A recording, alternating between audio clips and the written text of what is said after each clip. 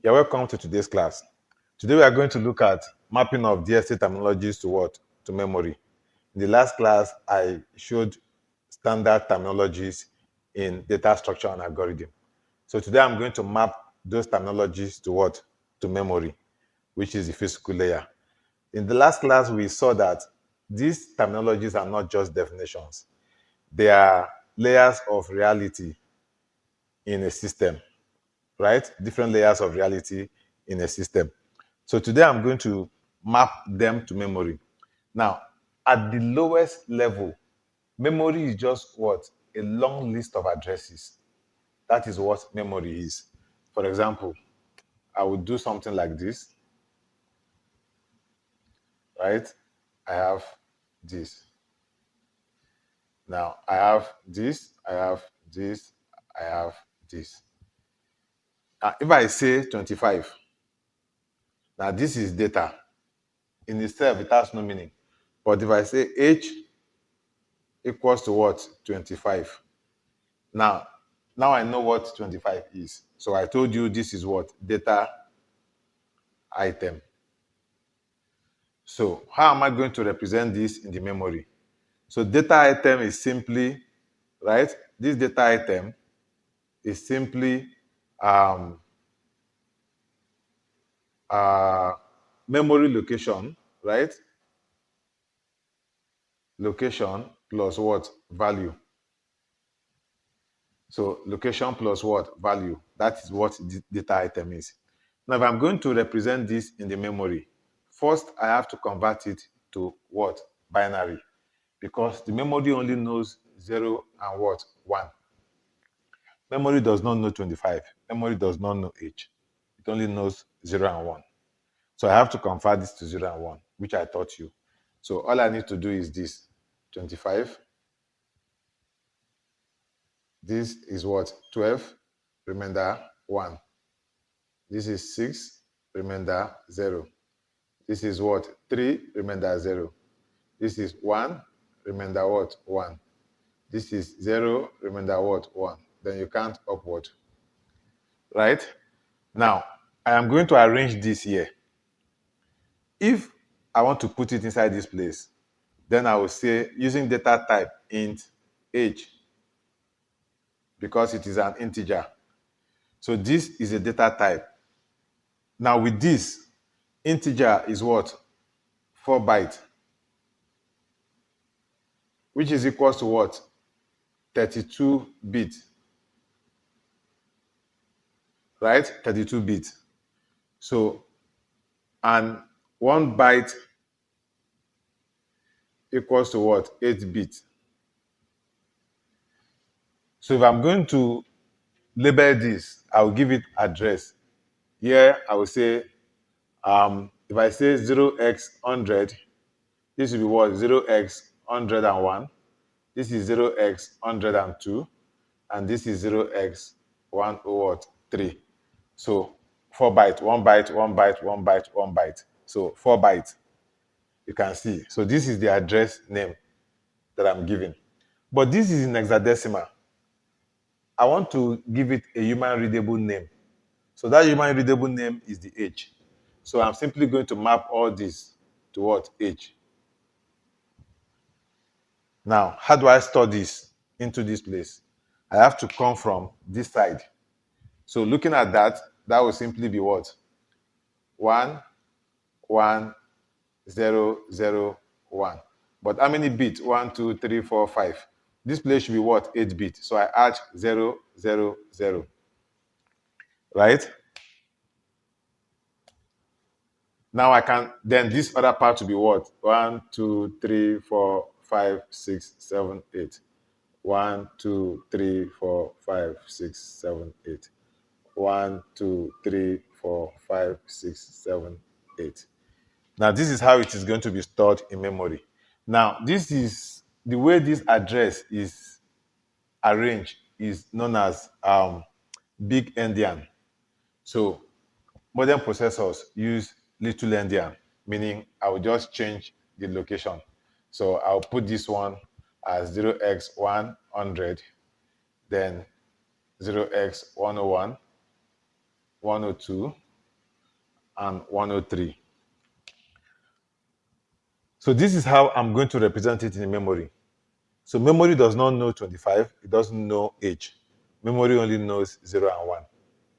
So what you now read as a human being is the agreed interpretation of what we are looking at here.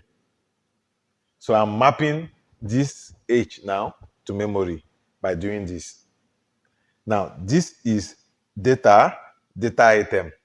Now, from this data item, we move to what? Field. We had that arrangement. We had the arrangement as what? Data. Then we had data item. And then from there, we had field. Then from there, we had record. Right? And then from this record, we had what? File. So now I have explained data item and data. Then this field is the name that we've given to what? The human readable name that we've given to the addresses. That is basically what it is. Now, if I'm going to add structure to it, so structure is what? Combination of what? Field. So I will simply say, let's say I have this for student, and then I have ID, then I have name, then I have age, right? Now, if I'm going to have record, so this is a field. So let's say I put here 1, and here is what? John. And then age is what? 30. So this is a field, this is a field, this is a field. And you can see how they are represented in memory. So if I'm to represent age, this is what I have done. If I'm to represent this ID, which is also an integer, I will just add 1 more, right? Then if I'm to represent John, you can see I'm going to add for character. That's how you're going to represent it, the addresses, like that. Now, for this record, all I need to do, if I am to, since record is what? Combination of fields. So I can say I can say struct. I will explain all this, though I've taught this in my C class. Struct, student, right? This one is integer, int, ID.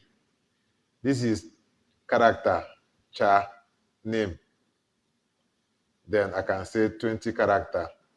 Then age is also an integer, right? Then I'll close it. So these are my fields. Combination of these fields will give me what? Record. Now, entities are not physically represented in the memory. They are represented using what? Record, which is something like this. Now, from record, we go to file. Now, in the memory, there are 2 parts. It's just like dividing your land into 2 parts. Stack and what? Heap. So how are these data structured, saved in this stack and heap? So this stack is what I call choice. For example, this heap is what I refer to as destiny, because this one can hold for a long time until release. Why this one, once the function is done for this stack, everything is gone. So this is like saying your memory and your hard drive. Temporary holding and then permanently holding. So stack is temporary, heap is permanent, unless it is released, right? So where are these terminologies, these things, where are they stored? In the stack and in the heap. So for like data item,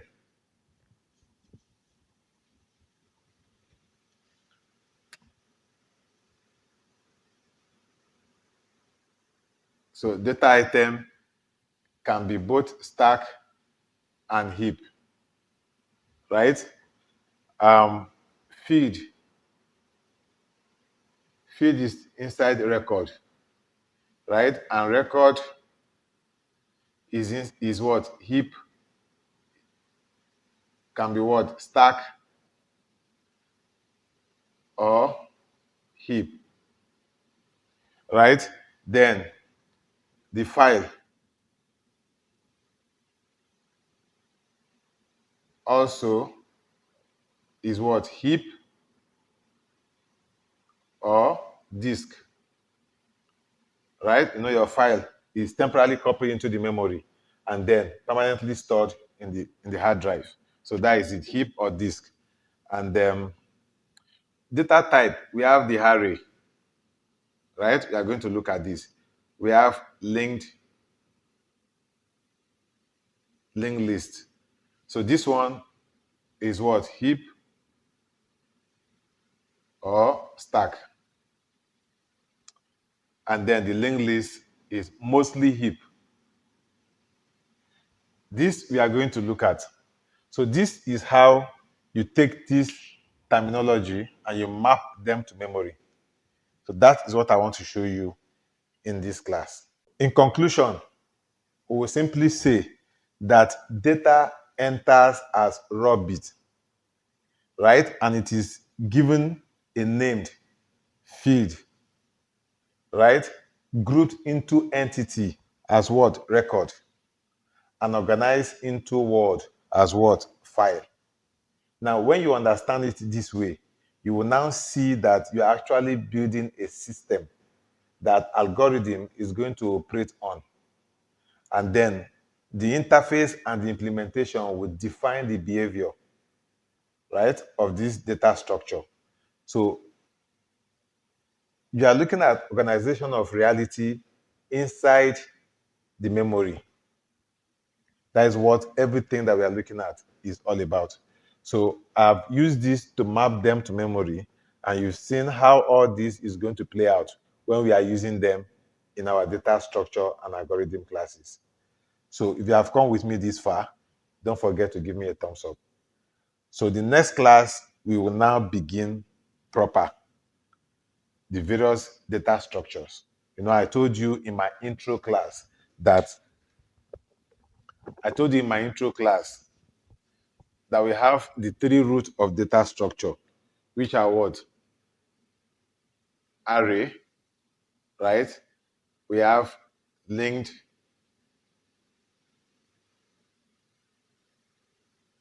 structure, and then we have hash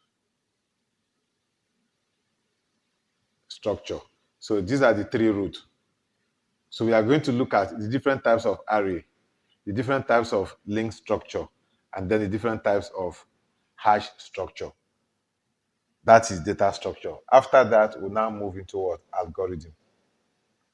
So till we see in the next class. Bye-bye.